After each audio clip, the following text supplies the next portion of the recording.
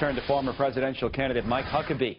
And maybe, well, I don't know, if you wish you're a young investor or a young governor, again, Governor Huckabee, you know, it's kind of interesting with all these headlines today.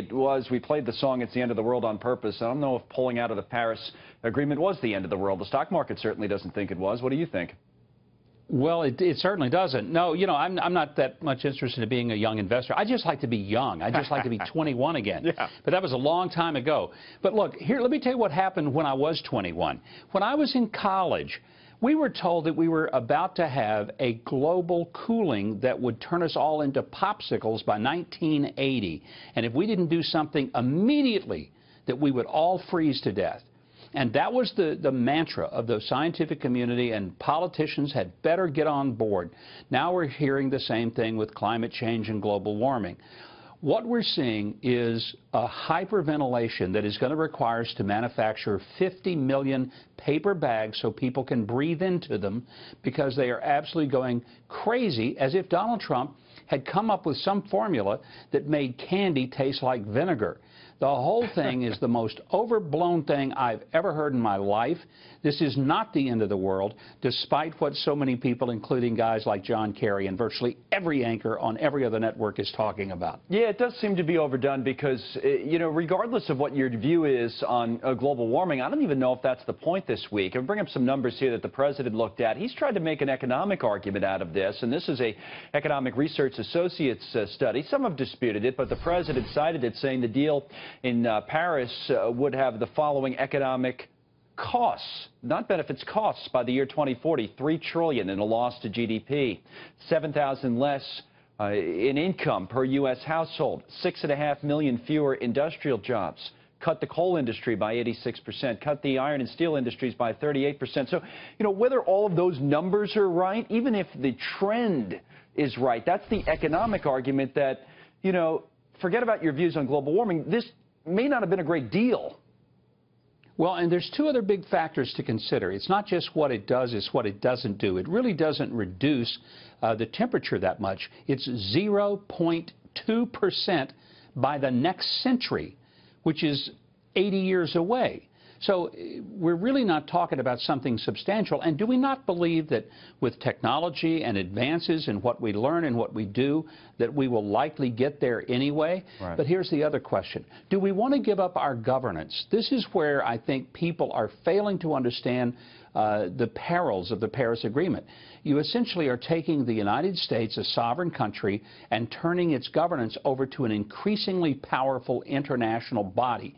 Now, this was an agreement that Barack Obama never put to the Senate, so it did not go through the constitutional process of a treaty. It was just one president who made this agreement, and he somehow believes that it ought to obligate 330 million Americans for the next 100 years.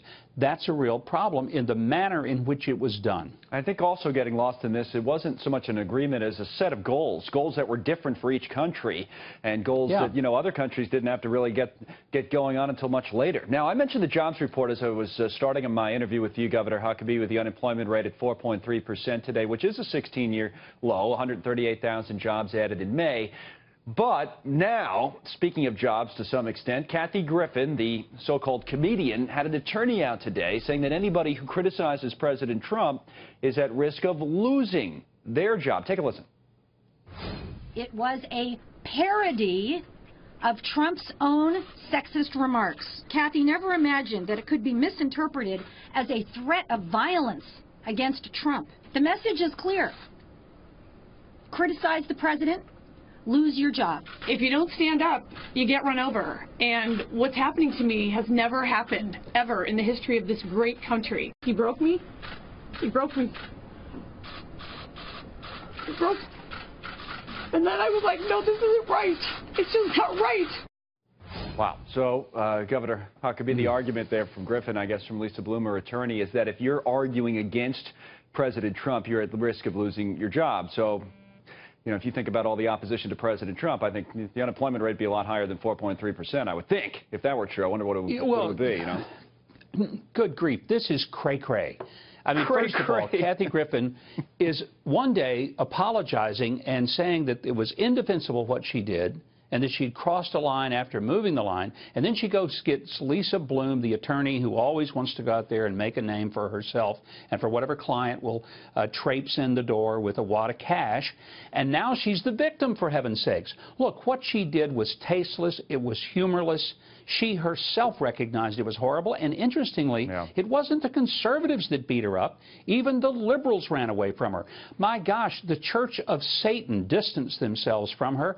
When Satan has to personally disavow any connection to Kathy Griffin, you've hit a new low. This was not about people who are making fun of Donald Trump. People do it all the time. Watch Stephen Colbert, watch Bill Maher. They all do it. But what they don't do is to do something as hideously disgusting that is so offensive that she lived in her bubble and never understood how disgusting it really was. That's crazy. Or cray-cray, as you say. Now, you've always told me, Governor, if you lose Satan, you've lost the world. You've always said that, right? You've lost the world, absolutely. Good to see you. Thank you, sir.